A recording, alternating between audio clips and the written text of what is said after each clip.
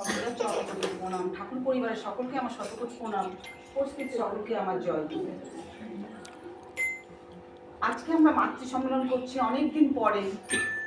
আমার এই ফ্ল্যাটের যে মারা এসছেন তারাও আজকে এই যে যোগদান করেছেন, সত্যি ঠাকুরের এই মাতৃ সম্মেলন, এই সৎসঙ্গ, এটা কিন্তু আমরা এসে এখানে মিলিত হই একটাই আমাদের ঠাকুর। কাকে দেখে? আমাদের ঠাকুর। সে যে ঠাকুরকে নিয়ে থাকুক, কিন্তু আমাদের মূল কেন্দ্রবিন্দু হচ্ছে আমার ঠাকুর। আজকে ঠাকুর যদি না থাকতেন তাহলে আমাদের মধ্যে এই মিলমিশ তো থাকতো না। আপনাদের বাংলাতে কারো অসুবিধা হলো না? বলুন। মিলমিশ হলে কোনো রকমই আমাদের, কেননা আমাদের যেখানে যায় সেখানে ঝগড়া, সেখানে হিংসা, আমাদের মনের মধ্যে নানা রকমের জঞ্জাল ভর্তি হয়ে আছে। আমরা যতই সাজি না কেন, যতই আমরা সাজি, যদি ভেতরের জঞ্জালগুলো যদি না বের করে দিতে পারি তাহলে আমাদের সুন্দর কোনোদিনই ফুটে উঠবে না। কেন আমরা এখানে এসে আমরা শিখেছি, জেনেছি যে আমাদের আমুক্ত ভগবান, অমুক্ত ভগবান আমাদের কোনোদিনই কোনো কিছু শেখাতে পারেননি। আমাদের জীবন্ত গুরু যিনি, আমাদের আদর্শ যিনি, তার পথে চললে আমাদের ভেতরে আস্তে আস্তে পিউরিফাই হবে, আমাদের মানে সমস্ত জঞ্জাল বেরিয়ে আমাদের ফিল্টারেশন হবে। আমরা তখন নিজেদেরকে অনেকটা পরিবর্তন হব। তখন আমাদের এত সাজতে বুঝতে হবে না, আমাদের ভেতর থেকে সেটা ফুটে বেরোবে। আমরা আজকে এই মাতৃ সম্মেলন, যে মায়েরা আসছে না, আমরা তো ঘরের মধ্যে সংসারে সারাদিন রান্না বান্না সকাল থেকে রাত পর্যন্ত আমরা করেই যাচ্ছি। ঠাকুরের জন্য কতটুকু সময় দিচ্ছি আমরা কেউ পারি না। এই মাতৃ সম্মেলন, এই সৎসঙ্গ, এই যে 1.5 ঘন্টা 2 ঘন্টা আমরা এখানে এসে যে এই ঠাকুরের নাম গান, এই যে ঠাকুরের ধ্যান, এইটুকু সময় আমরা ঠাকুরকে সবসময় আমরা স্মরণ করতে থাকছি। এইটা যদি না থাকতো, আমরা কিন্তু ওই বৃত্তি প্রবৃত্তি মানে আমাদের নানা রকম সাংসারিক বিষয় আশয়ের মধ্যে আমরা জড়িয়ে নিজেদের শেষ হতাম এবং আমাদের পরিবার শেষ হতো। এক মা এসে, আমি দেওঘর গেছিলাম আর 7 জন মাকে নিয়ে, সেই মা আমরা সব গেছিলাম। আমি আচার্যদেরকে নিবেদন করলাম, বললাম দাদা আপনি তো আমাকে মন্দির করতে বলেননি, আপনি আমাকে বলেছেন সৎসঙ্গ, দীক্ষা আর ইষ্টভীতি। আমি এই 3টের উপর দাঁড়িয়ে আমরা এই মায়েরা সব মিলে কাজ করে যাচ্ছি। তিনি বলেন বাহ, খুব ভালো, আপনারা এইভাবেই কাজ করে যান ঠাকুরের। আজকে আপনারা এই যে আলমারি ভর্তি শাড়ি পরে আছে আপনারা কোথাও সাজতে পারেন না, এই যে আপনারা ঠাকুরের কাজ করবেন তখন নিত্য নতুন শাড়ি পরে বেরোবেন, দেখবেন ঠাকুরের কাজে আপনাদের এমনিতেই শরীরে মনে আপনাদের সুন্দরতা ফুটে বেরোবে। তার জন্য কোনো কিছু করতে হবে না। তো সত্যি ঠাকুরের কাজ করতে গিয়ে আমাদের যে আনন্দ, সেটা আমাদের চোখে মুখে ফুটে বেরোয়। আজকে আমরা যে সংসারের মধ্যে আছি, নানা রকমের অশান্তিতে আছি, দুঃখতে আছি, কষ্টে আছি, এগুলো আমাদের দোষ, এটা আমাদের দোষ।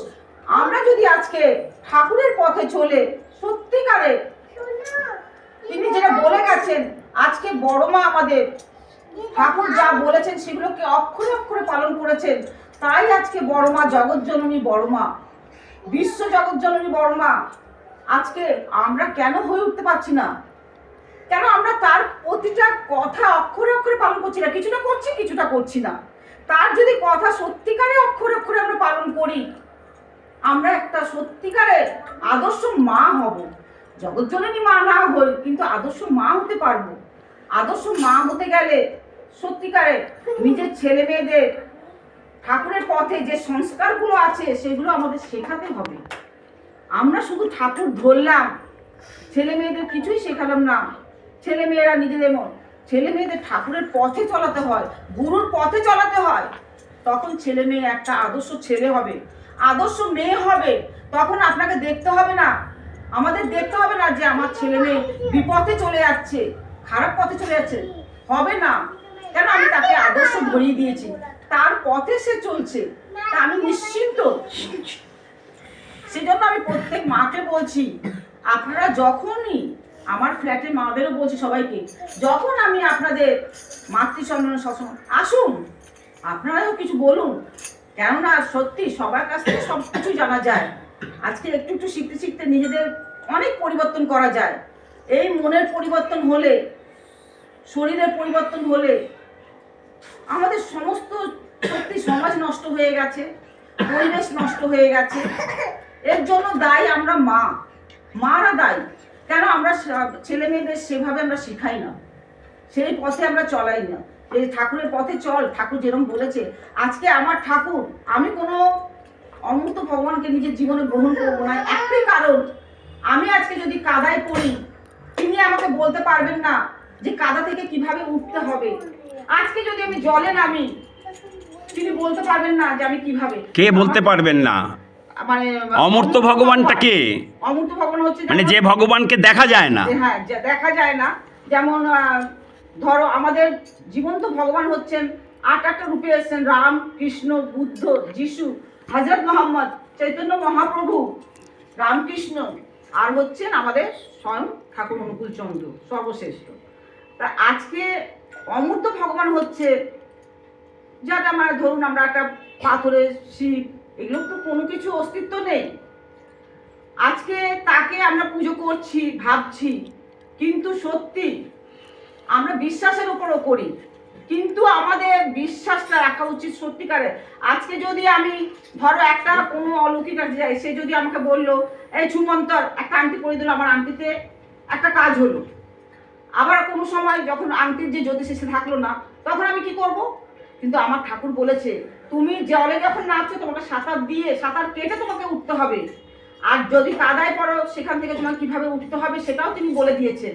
তা আমি সেই পথেই চলবো, যে যাকে আমাকে মানে জীবনে না পেরেও আমাকে সে পথ বলে দিয়ে গেছেন। কিন্তু আজকে আমরা সবাই কি করছি? ওই আংটির উপর বিশ্বাস করছি। এক মা গেছেন আমাদের ঠাকুর বাড়িতে, তিনি গেছেন তার স্বামীকে নিয়ে, সে চোখে দেখতে পায় না। আমাদের টিভিতে দেখায় না ব্রেসলেট, ওই যে পড়ার ম্যাগনেটে, সে মা গিয়ে বলছে যে আমার স্বামী চোখে দেখতে পায় না। বলছে আপনার হাতে ওটা কি?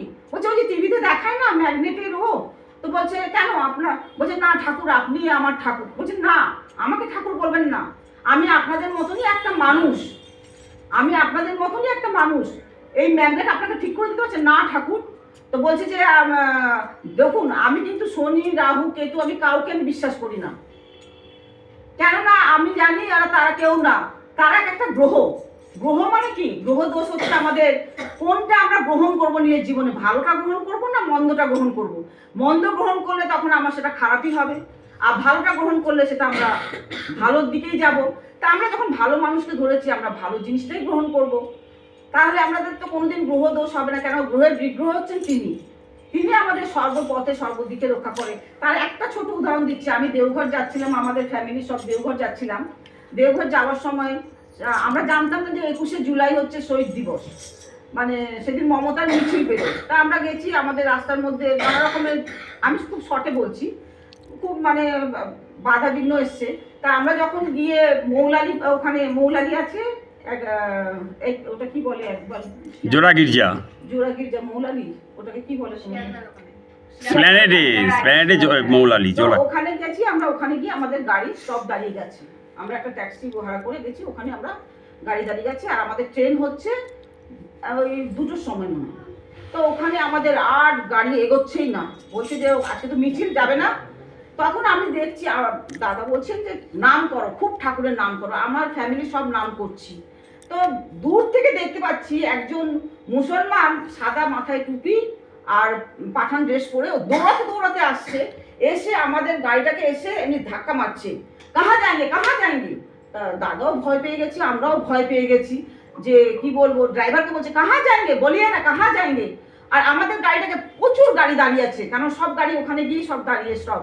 তা কাহা যাই করছে, আর আমরা তখন কি করছি, সব আমরা নাম করে যাচ্ছি। বলছে বলিয়ে না কাহা যায়নি, আর আমাদেরও টাইম নেই। তখন দাদা বললো যে আমরা শিয়ালদা যাব। তখন উনি দাঁড়িয়ে থেকে হ্যাঁ ব্যারিকেড, কোন কিছু ট্রাফিক পুলিশ আছে, সব আছে, কোনো কিছু মানেননি। উনি দাঁড়িয়ে থেকে আমাদের গাড়িটাকে কিভাবে কাটিয়ে বললো আপনাদের সামনে মতিঝিল আছে, ওখান থেকে মতিঝিল মনে হয়, ওখান থেকে আপনি ওই পাশে চলে যাবেন। ডিরেকশন দিয়ে দিয়েছে। আমরা সত্যি এসে যখন গাড়িতে ট্রেনে পা রাখলাম তখন ট্রেন ছাড়লো।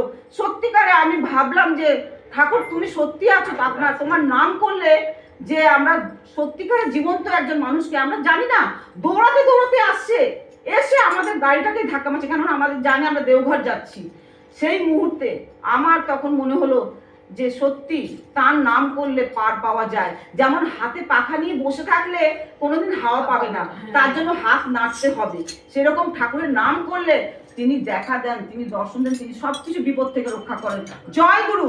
বন্দে পুরুষোত্তমম, বন্দে পুরুষোত্তমম, বন্দে পুরুষোত্তমম, বন্দে পুরুষোত্তমম, বন্দে পুরুষোত্তমম, বন্দে পুরুষোত্তমম, বন্দে আর্য প্রীতিম, বন্দে আর্যপ্রীতিম, বন্দে মাতৃবর্গণ, বন্দে বন্দে অনুকৃষ্ট দেবতাম, পরম প্রেমময় শ্রী ঠাকুর অনুকূল চন্দ্র জি কি, পরম আরাধ্যায় জগৎ জননী শ্রী বড়মা কি, পরম পূজ্য পাদ শ্রী বরদা কি, পরম পূজ্য পাদ শ্রী আচার্য দেব কি, পূজনীয় অবিন্দা কি, পরম প্রেমময় শ্রী ঠাকুর অনুকূল চন্দ্র জি কি।